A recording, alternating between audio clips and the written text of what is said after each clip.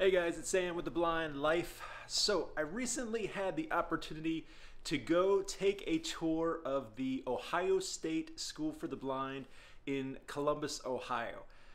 Just a truly amazing facility, and I was really impressed with it. Just a great history, and I've got a full video coming out about that soon. But while I was there, I met an amazing guy. His name's Dan Kelly. He's in charge of the assistive technology program. I got to sit down with him to take part in their podcast. It's the Ohio State School for the Blind's podcast. I think it's just called OSSB podcast. You can look it up on, well, anywhere they do podcasts, Stitcher, Apple Podcast, things like that. But I got to sit down with them, answer a couple questions, and so I have the audio here from that podcast.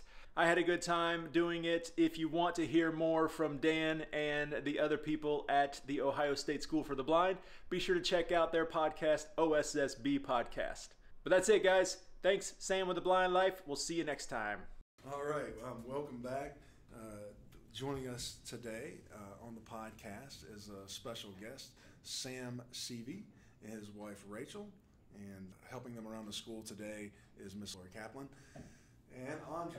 Andre, why don't you slide around a little bit toward my way? That way we can all get picked up. Sam, you has come up to the school to look at the models that we talked about last month on the podcast. Sam, why don't you talk a little bit about you for a second and why you're interested in the models, and then we got some other great things to talk about too. Sure. Should I go way back? Should I talk about I'm visually impaired myself. I actually graduated from a school for the blind in North Carolina, so I've always been really fond of schools for the blind. And so when I found out about your school and the models, I thought, yes, I got to go check it out. I am currently the main on-screen talent for the YouTube channel, The Blind Life. It's my YouTube channel dedicated to living life with vision impairments. Definitely go check it out, youtube.com, The Blind Life. It's definitely a treasure of resources for people to look at prior to your visit. The Blind Life channel is amazing. There's all kind of topics on there, from technology to what's it like to have a blind sibling. So it just runs the gambit, living as a blind person and being around blind people. So the Blind Life is definitely worth a look. So talk more about that and lead into why you're here today. Yeah, I have over 470 something videos on my channel. I've been doing it since 2013. As you said, I hit just about every topic I can possibly think of. If you have a question about vision impairment in some sort of way, I've probably made a video about it. In fact, I get asked that all the time. Well, what about this? And I say, well, here's my link to the video where I talked about that. And I focus primarily nowadays on assistive technology, but as I said, anytime I hear about something cool in the blind and low vision world, I'm eager to check it out and give that information out to the public. And so when I was contacted about the school and the models that you guys have and how it's a unique place, you guys have the largest collection, just these old original models that some are in disrepair, but trying to get the movement going to get those put back together so that they can be used and preserved forever.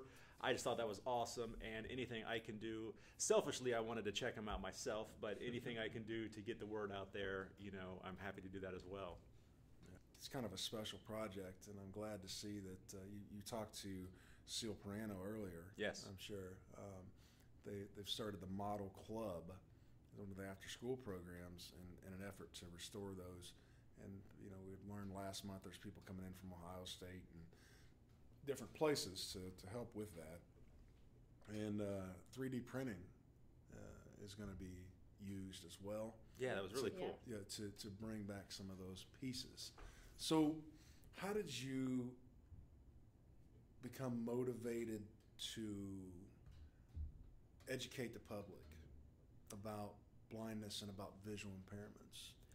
Well, it all started many years ago. I was actually working for a gentleman in Texas who had a YouTube channel called Mobile Tech Videos, and he couldn't keep making the videos. His business was growing, and so he needed someone to start making the videos for him. And at this time, I was, like most visually impaired people, I was at home, I wasn't working.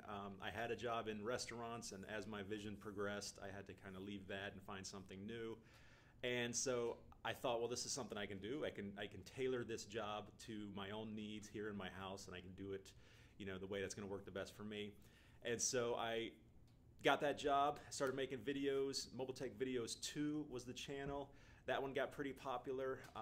Did that for a couple years, but every now and then I would show a feature on my Android phone that was geared towards accessibility. Or I would show an app, like how to enlarge the font on your Android phone for low vision. And I got a lot of positive feedback on those videos. And so people would say, oh, I'm low vision, I never knew I could do this, this is great, this is awesome, I could use my phone so much easier now. And based on that, I decided to just do a search on YouTube one day for my particular vision impairment, Stargardt's disease. Mm-hmm. And this was right around 2013, and there wasn't anything. Well, there was a couple videos about the medical side, but that wasn't really what I was looking for. I was looking for the real life people living with it. Yeah, functional. Yeah. Functional, right. And there wasn't a lot on there. It was maybe like 2 or 3 videos, literally just that many. Sure. And so I thought, well, you know what? The tech channel is kind of starting to die down. I'm going to be looking for something else to do. I have all the equipment. I know how to do the videos. I've been doing them for a while now. I should start my own channel. Sure. And so that's how The Blind Spot started. Okay. I have heard of that one, actually. The Blind Spot, I have. And it was named that because of my vision impairment. I don't have any central vision, so I have a giant blind spot. And so it was a nod to that, but it was also, I wanted this to be a place on YouTube and on the internet where people could come and learn about vision impairment. Mm-hmm. So it was be literal blind spot. Gotcha. And I thought I was pretty clever for coming up with that name at the time. And so that's where it started. And as I said, we were talking before that at the beginning, I was just whatever came into my head, I would make a video about it. But I always tried to focus on the positive side. And since then, over the years, I've been kind of people criticized for not telling it how it is, not focusing on the negatives of vision impairment. Sure. And I tell them, you know what? Yeah, you're absolutely right. I'm sorry, but I'm not going to. Right. We all live it. We know the negatives. Right. Nobody wants to turn on a video on YouTube and watch depressing stuff about, stuff. Sure. So I want to focus on the positives and the humorous side because there are a lot of just dumb, funny things about it. Sure. So in fact, I started a whole series called Why It Sucks to Be Blind. Yeah. And I focus, it was like number 63, Why It Sucks to Be Blind. One of them was about, in my neighborhood, I have all these flowering pear trees. And they're gorgeous, lining the streets in the springtime, but they stink. They smell like rotten fish. And it's purposeful, they got to get the bugs to come around. But I say, Why It Sucks to Be Blind. I can't enjoy the beauty of these trees, but I can smell them. And I can smell them more than anybody else around me probably can smell them. Yeah. At least I notice it more. That's right. I have another one called the Low Vision Lottery where, every day we play the Low Vision Lottery. My wife is waiting for me in the car outside of the grocery store, but there's other running cars there too. Am I going to get into the right car? So I have to roll the dice and play the Low Vision Lottery, sure. And I have come up negative on that one before. I've gotten into the wrong car before. Yeah, I think we've all done that. Yeah, I figured. I went out to get in an Uber and it was my neighbor. Pulled up. Like, can I help you?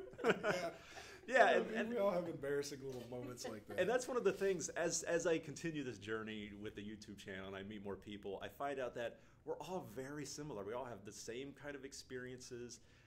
Everybody worries about what others are thinking while you're out and about. You have those self-conscious feelings. Using your cane, that's a big one that I talk about a lot on the channel, is promoting using the cane. Mm-hmm. Because someone like me, I still have good usable vision, but I still need a cane in certain situations. Sure. And people say, well, I could use the cane, I really should be, but I feel weird about it. People stare at me.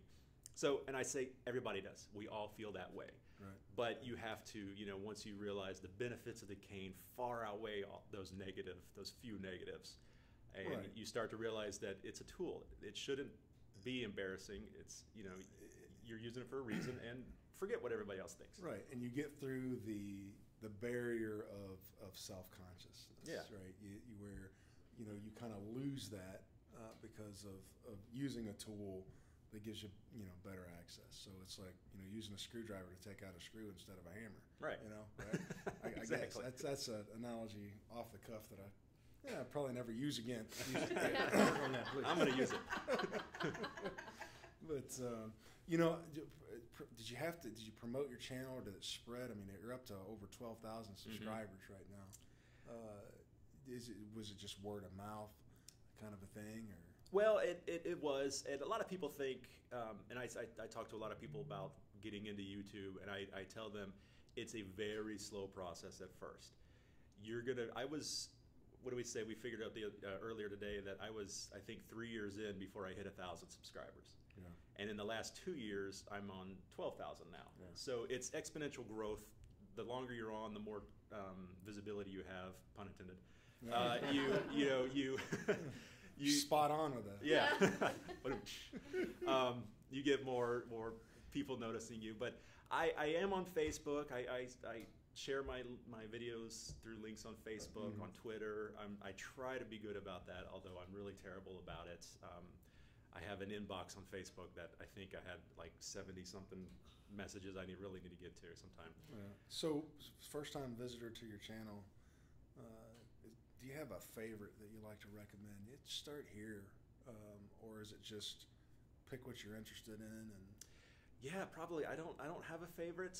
I have playlists. So if you're looking for CCTVs, I've got a whole playlist of CCTV reviews and videos about that.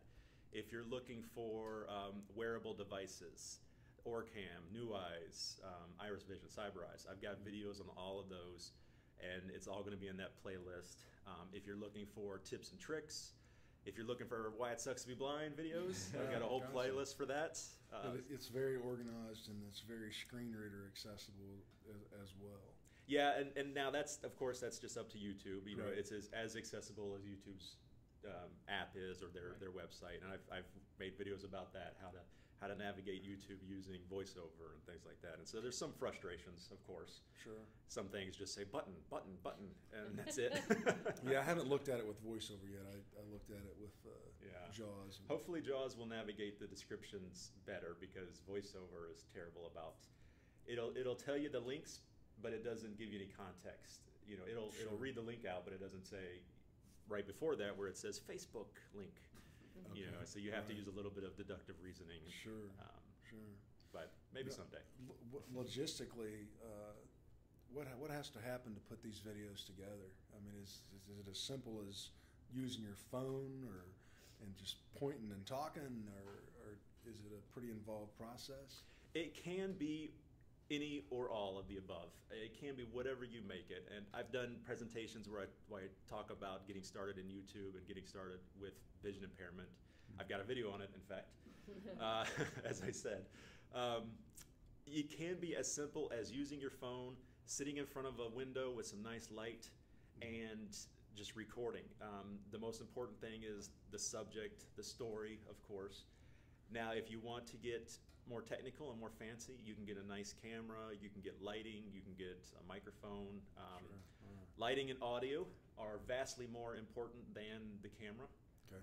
If you have good lighting, even a terrible camera can be a good camera. Well, I'll tell you a funny story. I was teaching an online class, and it was a webinar, video webinar, and I was in my apartment, and the lights were off, and they're like, "We can't see you." It's like, well, the camera says it's working, It's another blind moment there. Yeah. But I can see how lighting would be very important. So once we turned the lights on, it was great. Yeah, Great. My office at that time had no windows, Oh yeah. So there wasn't any natural lighting. So they just saw the glow of the computer screen on your face. That's it. Pretty much. I was just using the little laptop, the camera on the top of the screen. Oh yeah. So I doubt there was even that. It was probably just, I don't know, but yeah, that is great stuff, and we certainly, you're probably going to get a few more subscribers off of this. I hope. I'm going to put the link in the show notes. Oh, that'd be awesome. so that we can spread the word and get people more involved in that. Now, on an aside, kind of paralleling this, you're doing some AT work, training people using assistive technology. Yes. And down in Lexington way there. Yep. Yeah. Central Kentucky, home of the University of Kentucky Wildcats. Okay. Go Cats. Go Cats. Although I'm not really a big fan. Now their football team has done better this year than they have in forever. Everybody drools over the basketball, and Yeah. because of my vision impairment, I can't keep track of the ball, so I've never gotten into basketball or hockey or soccer or any of those. But football, love football, and we did pretty well this year. Better than probably expected. I'd love to do better next year, but Well, they made it. And played with Penn State, wasn't it? Mm-hmm. Yeah, and beat them, I think. I believe so. Yeah. I work for a nonprofit there in Lexington. It's called the Bluegrass Council of the Blind. We are a nonprofit for the visually impaired. 75% of our employees are visually impaired. 51% of our board is visually impaired. Okay. And I am in charge of the assistive technology program there. We have 2 programs, a peer support program and an AT program. So I spend all my time training on computers and mobile devices. We primarily work with low vision. We don't have a lot of people who are completely blind, but it's a lot of people losing vision later in life. Sure. A lot of macular degeneration. Yeah. A lot of diabetic retinopathy there in Kentucky. We lead the nation in diabetes. Yay, we're number 1. Oh, right? That's not a good thing. I know. I try and put a nice spin on it. Well, at least we're number 1, right? Of something, I guess. But no, it's not the one you want. But yeah. So and then it's a great little office.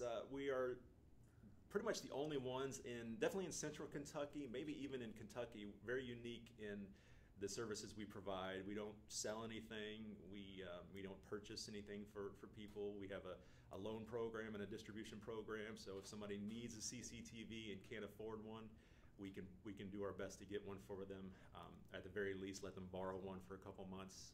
While they look for one for themselves. But so they have a way, to get online and look at your YouTube channel to exactly. to learn more about that. Haven't delved into your channel extensively yet. Forgive you for that. Well, no, I will get there. I will get there because I'm a subscriber now myself. Good. Thank you. But do you do a lot of guest videos or kind of a thing? Mm-hmm.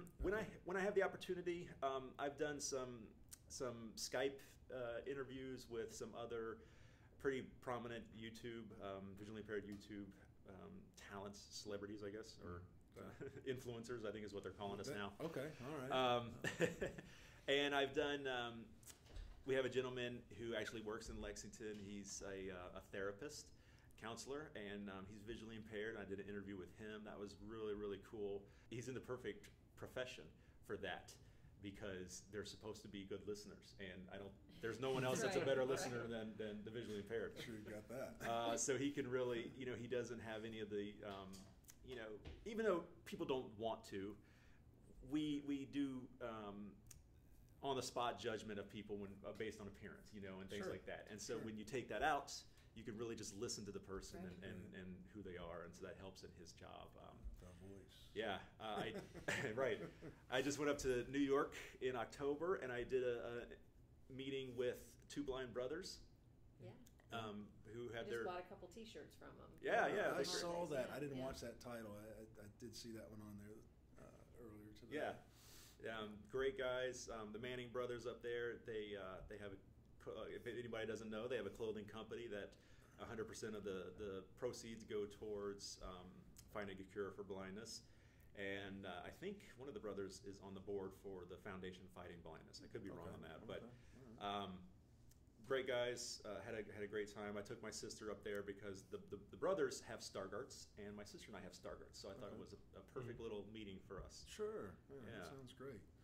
Well, we're definitely looking forward to all the great things that you have to come, and going back through the archives and seeing what you've already done. Yeah, got a lot of videos. And we are very excited that you took the opportunity to come visit us and take a look at the program for the models and promoting that, and helping us keep that going. Yeah, because that, I think, that when you get an opportunity to look at some of these historic things that we have in a three-dimensional concept, there's really no substitution for that.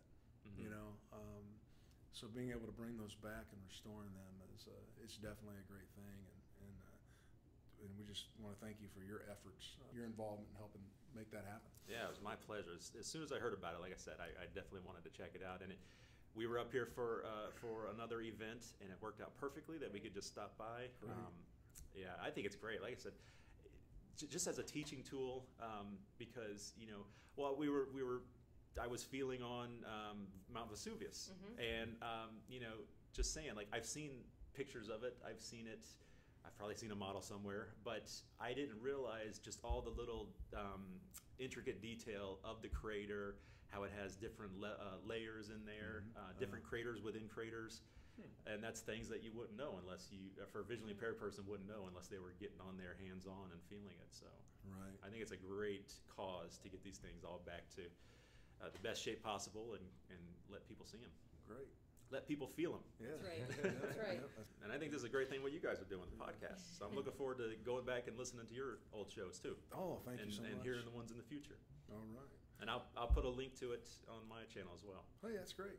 Yeah. Yeah, that's awesome. This is networking. Networking at its best. That's what it's all about. All right. I just want to thank you and your wife, Rachel, and Miss Kaplan for stopping in the studio today, which is the studio meaning my classroom at this point. Not to give anybody any misconceptions about, we got a great recording studio here at OSSB, but we're working on that. So thank you guys so very much, and we look forward to working together in the future and just having fun. Yes. Having fun from a blindness perspective. That's right.